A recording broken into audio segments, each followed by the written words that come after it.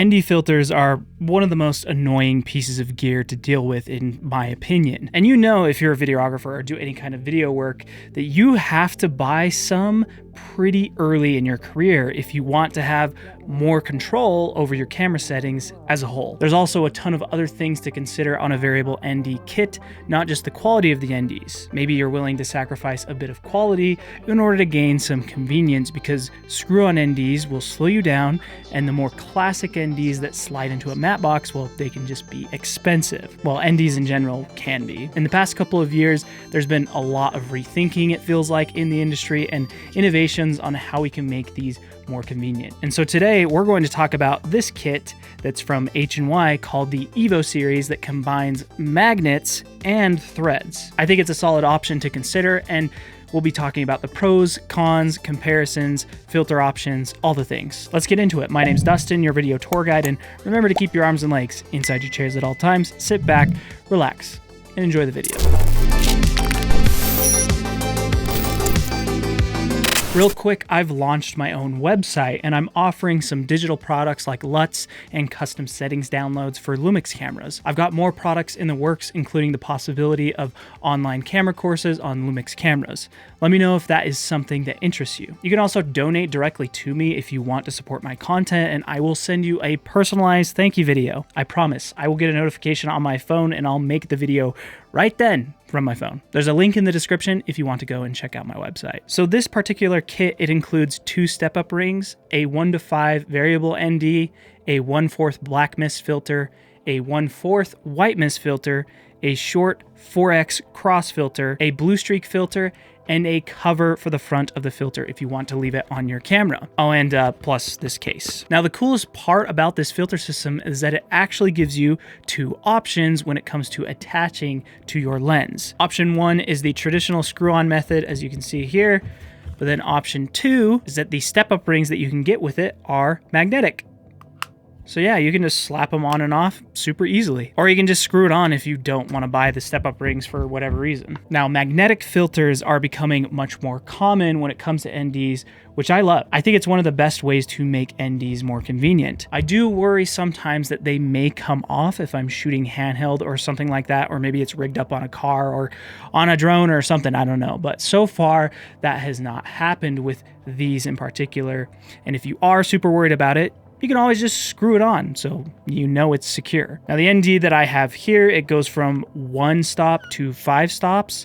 It's possible that they've got another one that is going to be 4 or 5 to 9 or something like that. They haven't told me, I don't know that info. Now, I did a comparison of the NiSi True Color filter and the PolarPro Maglock filters in a previous video. So I'm going to do a comparison here again and put them up against the EVO series. Honestly, I don't really want to bore you too much by showing you just like a bunch of comparisons, so just trust me when I say this is what I discovered. All of the filters are consistent across all of their stops when you compare them to themselves. When you compare them against each other though, surprisingly, the EVO Flow actually looks very similar color-wise against the PolarPro, and the NiSi Swift True Color, to me, does have the most consistent colors and contrast when you compare it to no ND. But in regards to the EVO series, or I guess the PolarPro, since we're talking about it, it's not really that big of a deal since color or white balance, whatever, is kind of easy to correct in post-production. Really, the biggest disadvantage to the EVO Flow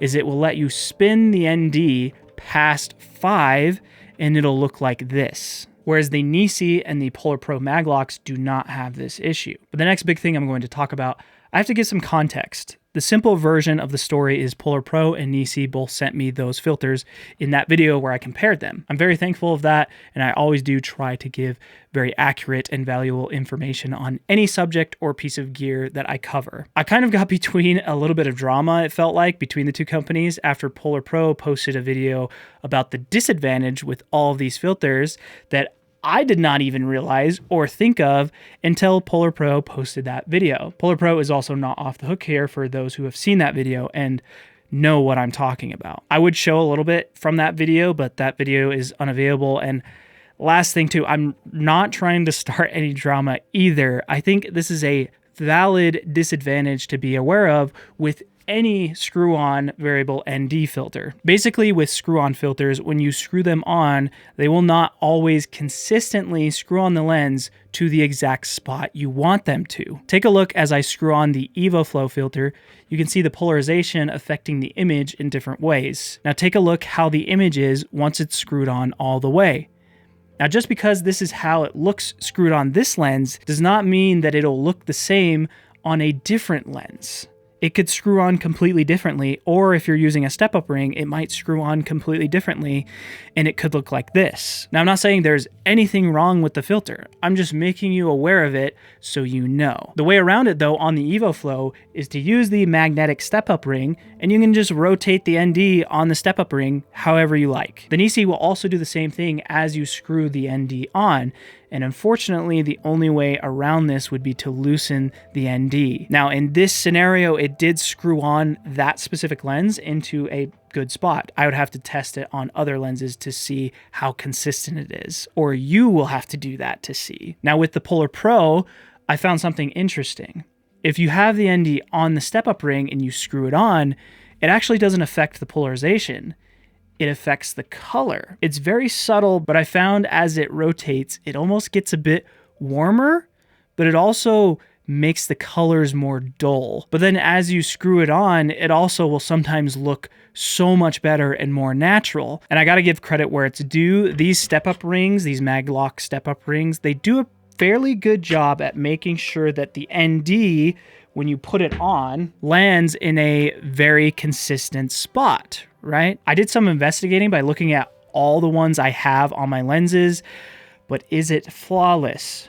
It's not. For example, right here, you can see this little gold bar right here that they don't really land in the same spot always. I'm gonna try and I'm on a manual focus lens, so I can't zoom in. I'll put some B-roll up. Now, most of the time, they do seem to land in the same spot, even when you have different sizes of lenses. So this is a 67mm one, and even the 82mm one, it did land in the same spot, but on a different one, it didn't. I also tried to make everything consistent by even using the same lenses, and when I had this one that didn't line up, even when I change it to this other lens here, it's in the same spot, just to rule out, oh, is this the lens that's making it inconsistent, or is it this piece right here? And it is this piece right here. So I'm not saying that any of these NDs are a bad choice. I just want you to be aware of this and how to go around it if you notice that your image can be sometimes inconsistent when you're using an ND. I will be doing a follow-up on this again on a video in the future while I will compare all of these NDs to the new K2 Freewell system. Freewell was also nice enough to send me that as well. Anyway, sorry to go off on that tangent. Let's get back to the EVO Flow and these other filter options here. So we've also got a blue streak filter. It's kind of obvious what that does. Basically, it kind of tries to mimic anamorphic flares. I personally think, though, you shouldn't think of the filters as that.